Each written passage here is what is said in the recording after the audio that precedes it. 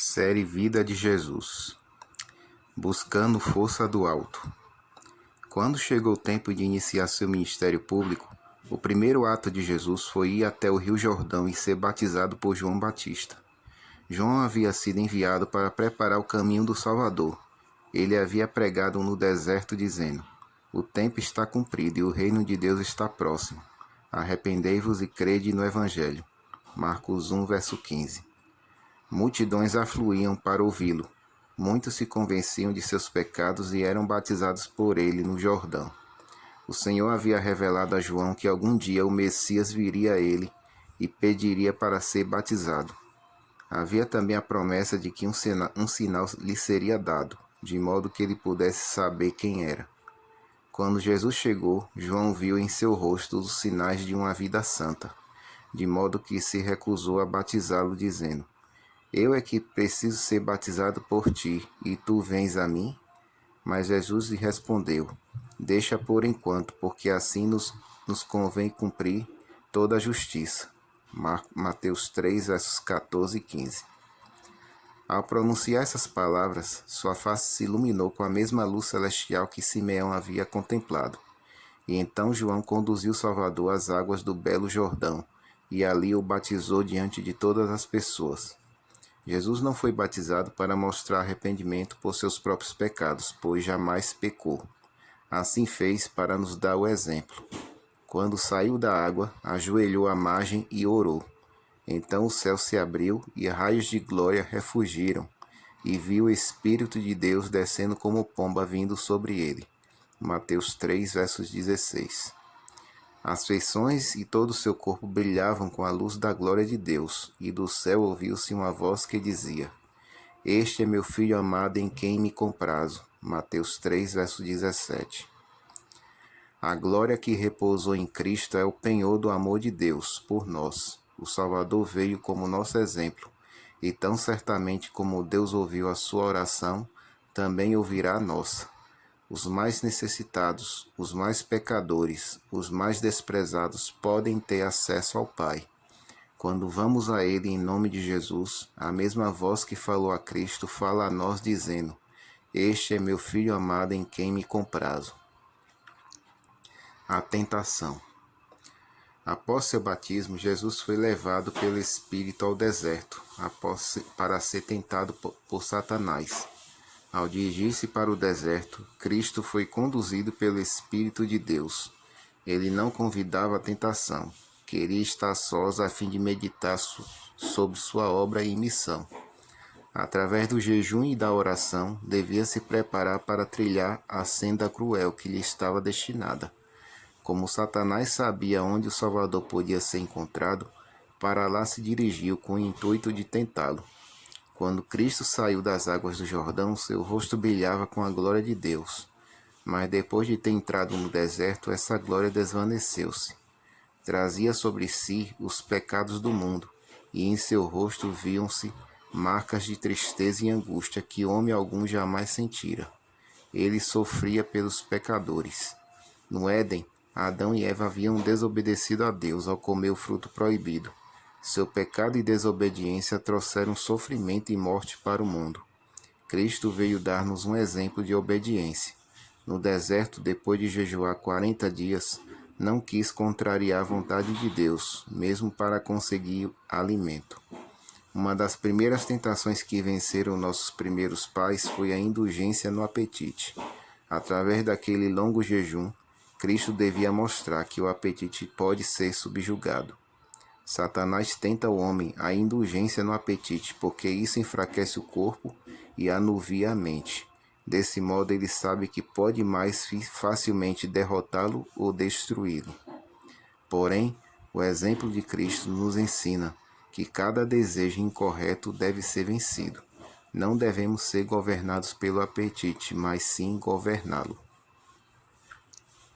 Uma batalha cruel. Quando Satanás apareceu a Cristo pela primeira vez, ele tinha a aparência de um anjo de luz e afirmava ser um mensageiro do céu. Disse-lhe que não era a vontade do Pai que ele passasse por tais sofrimentos. Ele deveria apenas demonstrar que estava disposto a sofrer. No momento em que Jesus estava lutando com os mais duros padecimentos provocados pela fome, Satanás lhe disse: Se és filho de Deus, manda que estas pedras se transformem em pães. Mateus 4, verso 3. Como o Salvador viera para viver como nosso exemplo, deveria suportar o sofrimento como nós precisamos suportá-lo. Não deveria operar nenhum milagre para beneficiar a si mesmo. Seus milagres deveriam ser somente em favor dos outros. A essa intimação de Satanás, Jesus respondeu: Está escrito: Não só de pão viverá o homem, mas de toda a palavra que procede da boca de Deus. Mateus 4, versículo 4. Desse modo, ele mostrou que obedecer à palavra de Deus é mais importante que conseguir o alimento material. Aqueles que obedecem aos preceitos de Deus têm a promessa de ter todas as suas necessidades supridas na vida presente e também na vida futura. Satanás não conseguiu derrotar Cristo na primeira grande tentação. Ele então conduziu Jesus ao pináculo do templo de Jerusalém e disse: Se és filho de Deus, atira-te abaixo, porque está escrito: Aos seus anjos ordenarás a teu respeito.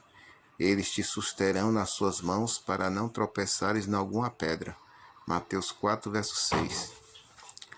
Aqui Satanás seguiu o exemplo de Cristo, citando as Escrituras, mas a promessa não é para aqueles que voluntariamente se aventuram no perigo. Deus não havia ordenado que Jesus se atirasse do pináculo, e ele não o faria para satisfazer a Satanás. Por isso Jesus replicou: Também está escrito: Não tentarás o Senhor teu Deus. Mateus 4, verso 7. Devemos confiar no cuidado de nosso Pai Celestial, mas não devemos ir aonde Ele não nos ordena. Não devemos fazer o que Ele proíbe, porque Deus é misericordioso e pronto a perdoar. Muitos entendem que é seguro desobedecer, mas isso é presunção. Deus perdoará todos os que buscam perdão e se afastam do pecado, porém não pode abençoar os que não lhe obedecem. Satanás não apareceu como realmente era, o príncipe dos poderes das trevas. Levou Jesus ao cume de uma montanha elevada e mostrou-lhe todos os reinos do mundo. A luz do sol iluminava esplêndidas cidades, palácios de mármore, campos frutíferos e vinhedos. Satanás disse: Tudo isso te darei, se prostrado me adorares. Mateus 4, verso 9. Por um momento Jesus contemplou a cena e então voltou-lhe as costas.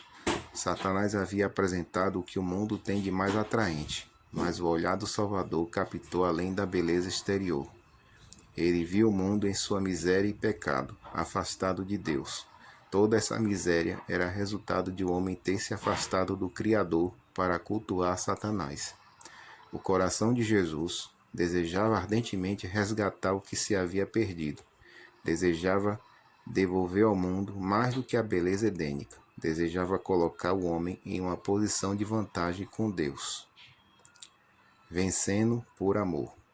Por amor aos pecadores, ele resistiu à tentação. Deveria ser um vencedor para que eles pudessem vencer, para que pudessem ser iguais aos anjos e dignos de ser reconhecidos como filhos de Deus. A essa oferta Jesus respondeu: Retira-te, Satanás, porque está escrito: Ao Senhor teu Deus adorarás e só a ele darás culto. Mateus 4, verso 10. Essa grande tentação compreendia o amor do mundo, a ambição do poder, a soberba da vida e tudo que possa afastar o homem de adorar a Deus. Satanás ofereceu a Cristo o mundo e suas riquezas, se ele homenageasse os princípios do mal. Do mesmo modo, ele nos apresenta as vantagens que podem resultar da prática do mal. Ele segreda aos nossos ouvidos: Para ser bem-sucedido neste mundo, você deve me servir. Não seja tão escrupuloso por causa da verdade ou da honestidade. Obedeça ao meu conselho e eu lhe darei honras, riquezas e felicidade. Dando ouvido a tais conselhos, estamos adorando a Satanás, ao invés de Deus, e isso nos trará miséria e ruína. Cristo nos mostrou o que devemos fazer quando tentados. Quando ele disse a Satanás: Retira-te, o tentador não pôde resistir a essa ordem. Foi obrigado a se afastar. Contorcendo-se de ódio, o chefe rebelde deixou a presença do Redentor do mundo. Por ora, o combate havia terminado. A vitória de Cristo fora tão completa quanto a derrota de Adão.